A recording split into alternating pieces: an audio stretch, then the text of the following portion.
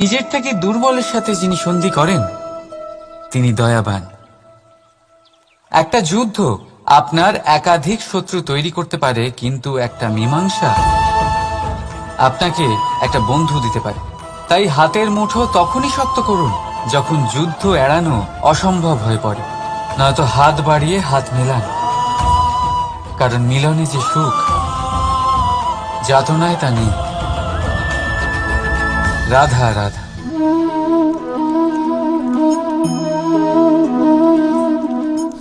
শীতকালের সন্ধ্যায় এই জ্বলন্ত কাঠে হাত সেঁকতে কার না ভালো লাগে। কত সময় পেরিয়ে যায় এই কাঠ সরাতে ঘোরাতে, বোঝাই যায় না। এই কাঠগুলি আগে জ্বলে, তারপর আমাদের উষ্ণতা দেয়, আর তারপর ছাই হয়ে যায়। আচ্ছা বলুন, এই আগুনের উৎপত্তি কোথা থেকে হয়? উত্তরটা সহজ, এই কাঠ থেকে। আচ্ছা, এই ছাইয়ের উৎপত্তি কোথা থেকে হয়? উত্তর সেই একই, এই কাঠ থেকেই। তাহলে আগুন আর ছাই এই দুইয়ের উৎপত্তি কাঠ থেকেই হয়। এবার ভাবুন, আগুন যা এই কাঠ জ্বালায়, আর ছাই সেই ছাই যা এই আগুন নিভিয়ে দেয়। কিছু বুঝলেন?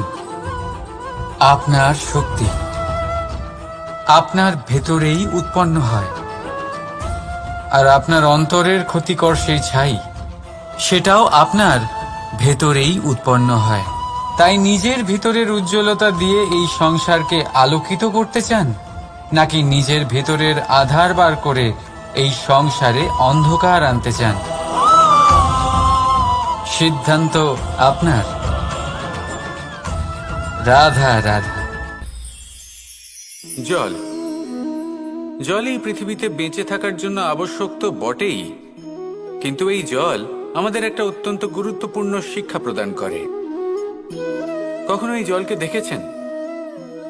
যে পরিস্থিতিতেই এই জল প্রবাহিত হোক না কেন, এর উপর যা কিছুই প্রভাব থাকুক না কেন, এর পথে যতই বাধা আসুক না কেন, তার মধ্যে থেকে ও নিজের পথ ঠিক বের করে নেয়, কিন্তু নিজের প্রবাহ থামতে দেয় না, ক্রমাগত অগ্রসর হতে থাকে।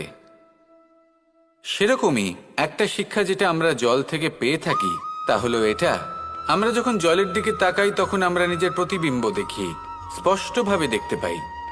কিন্তু তখনই দেখতে পাই যখন এই জল শান্ত থাকে, স্থির থাকে।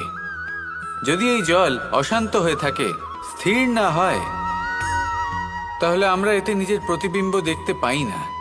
এটাই আমাদের মনের সাথেও হয়ে থাকে। যখনই জীবনে কোনো সংকট আসে, যদি আমরা শান্ত মনে স্থির মনে সিদ্ধান্ত নিই, তাহলে সেটা এমন একটা শীতল সিদ্ধান্ত হবে যেটা আমাদের ভবিষ্যৎকে একটা শ্রেষ্ঠ স্থানে নিয়ে যাবে। যদি এই মন অশান্ত হয়, বিচলিত হয়, পীড়িত হয়, দুঃখিত হয়ে থাকে, রুষ্ট হয়ে থাকে, তাহলে অনেক সময় আমরা এমন সিদ্ধান্ত নিই যেটা আমাদের জন্য অনুচিত প্রমাণিত হয়। যখন আপনি ক্রুদ্ধ ছিলেন বা দুঃখের বশে ছিলেন, তখন অনেক সময় হয়তো এমন সিদ্ধান্ত নিয়েছেন যেটার জন্য ভবিষ্যতে আপনি অনুশোচনা করেছেন। এবার দেখুন, এই আবেগগুলো থেকে আমরা পালাতে পারবো না, কিন্তু এই আবেগগুলো আপনার উপর কতটা প্রভাব ফেলবে সেটা আমরা অবশ্যই ঠিক করতে পারি। এই মনকে আমরা নিয়ন্ত্রণ করতে পারি। এটাই করুন, চিন্তা করুন, এই মনকে শান্ত রাখুন, স্থির হতে চেষ্টা করুন, আর তারপরে সিদ্ধান্ত নিন। আসুন আমার সাথে ভালোবেসে বলুন, রাধা রাধা। এই হিরেটা দেখতে পাচ্ছেন আপনি? লক্ষ কোটি বছর ধরে পৃথিবীর গর্ভে থাকার পরে এটা এতটা শক্ত হয়ে ওঠে, কিন্তু যখন খনি থেকে একে বের করা হয়, এটি কয়লার মতোই থাকে, সাদা, শক্ত, নিস্তেজ। কিন্তু যখন একে পালিশ করা হয়, তখন এটা তেজ লাভ করে, আর ঠিক তখনই এর মূল্য বৃদ্ধি পায়। সংসারে মানুষের সাথেও ঠিক এমনটাই হয়ে থাকে। মানুষের বুদ্ধি, মেধা, অভিজ্ঞতা সেই বছরগুলোর জন্য বৃদ্ধি পায় না, যে বছরগুলো আমরা জীবনে কাটিয়েছি, বরং সেই মুহূর্ত থেকে ফুটে ওঠে যখন আমরা কষ্টের সম্মুখীন হয়েছি, বিপদের সম্মুখীন হই, সংকট পেরিয়েছি, ছলনা আর ক্লেশ সহ্য করেছি। এই জন্য যদি আপনার জীবনে আপনি সংকটের সম্মুখীন হন, বিপদ আসে, কষ্ট আসে, তাতে একেবারেই ভয়ভীত হবেন না। তাকে আহ্বান জানান, কারণ এই পরিস্থিতিগুলোই আপনাকে অভিজ্ঞতা দেবে, যা আপনাকে উন্নত করবে। রাধা রাধা। মানুষের মধ্যে এক বিশেষ গুণ পাওয়া যায়, মূল্যায়ন করার। কোনটা দামি, কোনটা সস্তা, যেটা কিনতে গেলে অনেক মুদ্রা লাগে, অনেক পরিশ্রম লাগে, সেটা দামি। যেটা কিনতে গেলে কম মুদ্রা, কম পরিশ্রম লাগে, সেটা সস্তা। কিন্তু এটাই কি সম্পূর্ণ সত্য?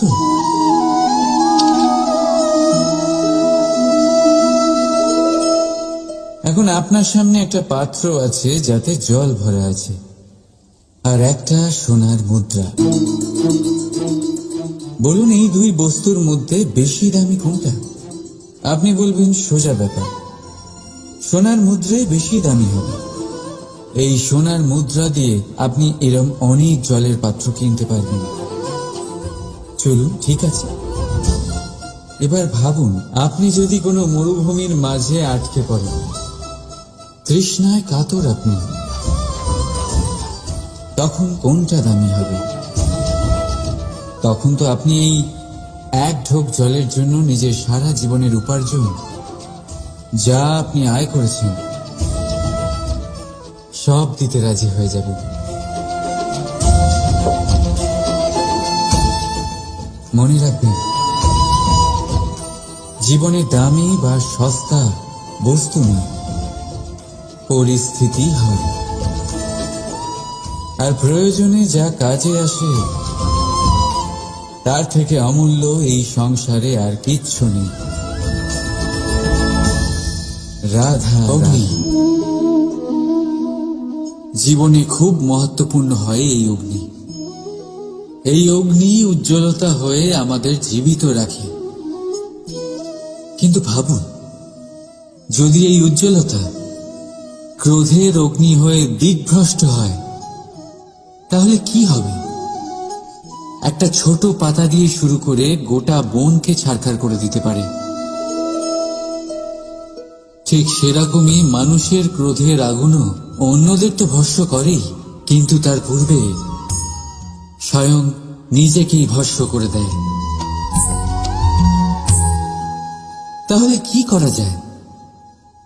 কি করে নিয়ন্ত্রণ করা যায় তাকে?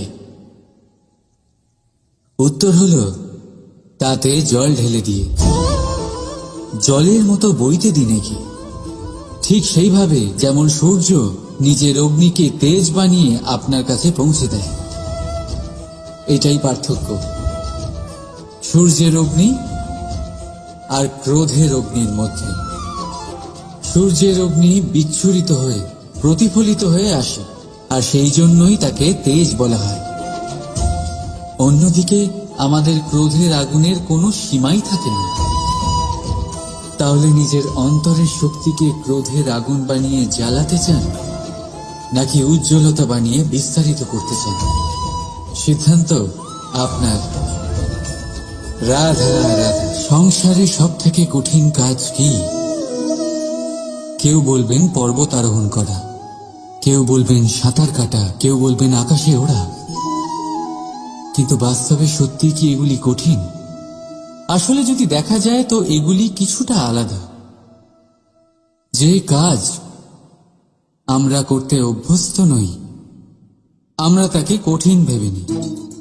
যেমন সাঁতার কাটা আলাদা, পাহাড়ে ওঠার কলা আলাদা, আকাশে ওড়ার কলা আলাদা। যেমন কিছু মানুষ গণিত আর বিজ্ঞানকে কঠিন ভেবে নেয়, কিন্তু বাস্তবে এটা সাহিত্যের থেকে কিছুটা ভিন্ন, কঠিন নয়। দেখুন, এই সংসারে কঠিন কিছুই নেই, শুধু একে অপরের থেকে কিছুটা ভিন্ন। যেমন কোনো মানুষ হন